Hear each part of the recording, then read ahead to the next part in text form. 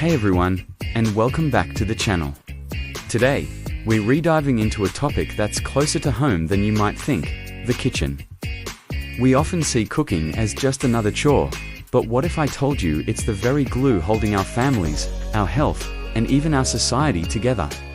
Let's explore what really happens when we stop cooking at home. Think back to the 1980s. As home cooking started to decline in the United States, and ordering out became the new normal, some experts sounded an alarm. They warned that if we outsourced our meals to corporations and our caregiving to institutions, the very foundation of the family would crumble. At the time, most people didn't pay much attention. But let's look at the numbers today. In 1971, over 70% of American households were what we'd call traditional families, with spouses and kids living together. Fast forward to the 2020s, and that number has plummeted to just 20%. So, where did everyone go? They're in nursing homes, single apartments, living disconnected lives. Today, 15% of women and 12% of men in the US live alone. 41% of children are born to unmarried parents.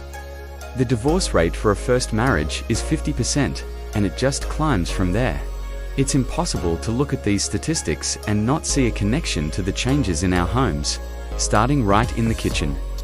Now, let's talk about health. It's no secret that home-cooked meals are usually healthier. They're packed with more vegetables, are less processed, and offer more complete nutrition.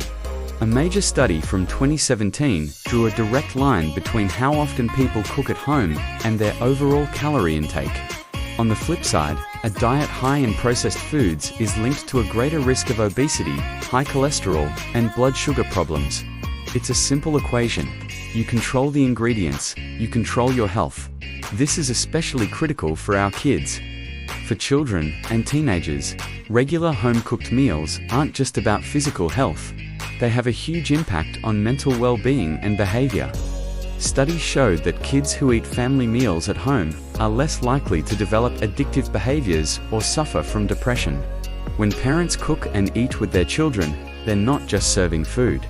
They're teaching them about nutrition, establishing healthy habits, and creating a space for open conversation. It's a powerful tool for building a strong foundation for their future. Beyond the plate, the social benefits are immense. When a family gathers around the dinner table, something magical happens. It strengthens emotional bonds, builds trust, and fosters a sense of belonging. It's where children learn from their elders, where stories are shared, and where the day's stresses can melt away in a supportive environment. It's a daily ritual of connection. Now, contrast that with the modern reality for many. Everyone grabbing their own meal. At their own time, probably staring at a screen. The home becomes less of a sanctuary and more of a shared living space, like a hotel. This shift contributes to a quiet epidemic of loneliness and social isolation, even within the four walls of our own homes. The shared meal was once the heart of family life, and without it, the beat grows weaker. And what are we replacing these home-cooked meals with? Fast food and meals from outside?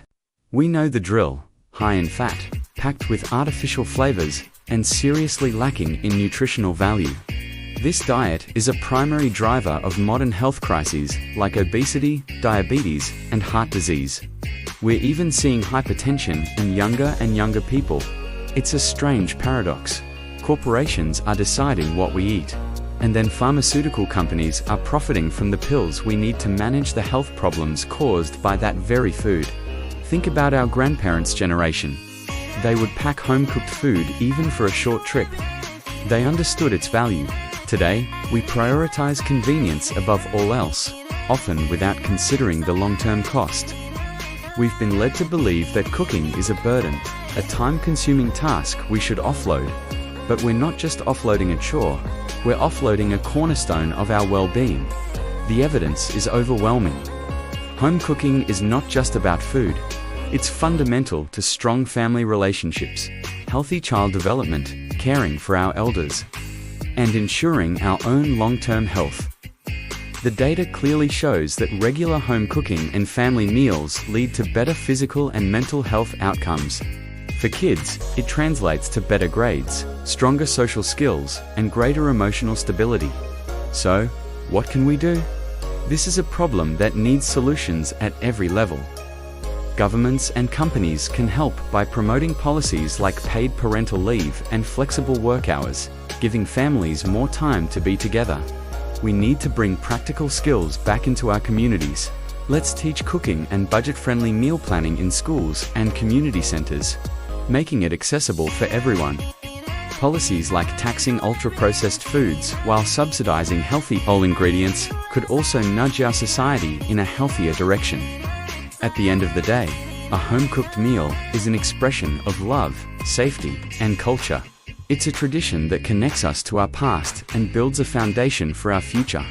It's not too late to bring the warmth back into our kitchens. We have the power to reignite not just the stove, but also our relationships, our health, and our sense of community. There's an old saying, a bedroom doesn't make a home, a kitchen binds a family together. Let's remember that. Thanks so much for watching. If this video resonated with you, please give it a thumbs up, and don't forget to subscribe for more content that makes you think. We'd love to hear your thoughts and your own family food traditions in the comments below. See you in the next one.